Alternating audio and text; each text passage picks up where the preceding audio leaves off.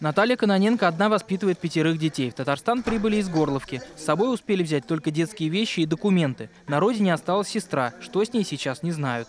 Пока с ней связи у меня нет, я не знаю, то ли у них света нет, я не знаю. Сестра родная моя, у которой детей нет, она осталась там смотреть за жильем. Рада Бурлуцкая вместе с сестрой Маргаритой и сыном Николаем тоже из Горловки. Свой дом покинули в самом начале спецоперации на Украине. Мечтает вернуться домой. Пока же здесь ищет работу.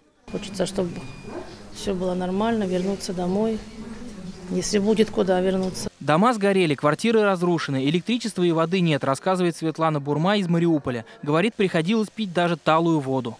Мы обрезали мусорный бак и везли маму на мусорном баке. Застелили пленкой, поролоном и везли ее через все вот эти вот булыжники, снаряды, трупы. Сейчас в санатории 93 переселенца, 24 из них дети, поэтому в пакетах больше всего детских вещей. Их в офис молодой гвардии приносят простые татарстанцы. Что нужно в первую очередь, список составляют заранее. У нас есть на сегодняшний день возможность помочь бытовой химией, одеждой, верхней одеждой, обувью в том числе, продуктами личной гигиены. Поэтому мы эту помощь, в рамках которой помощи люди приносили, мы, соответственно, будем передавать по потребностям, которые у нас на сегодняшний момент есть.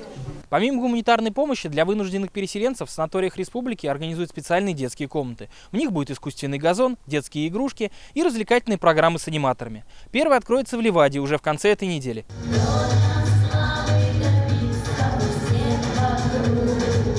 Для того, чтобы вынужденные переселенцы хоть немного забыли тот ужас, который пережили на Донбассе, сегодня организовали концерт. Иван Сарафанов, Ильшат Мухаметов, ТНВ, Лаишевский район. Закажи рекламу на ТНВ. Телефон в Казани 5 705 100.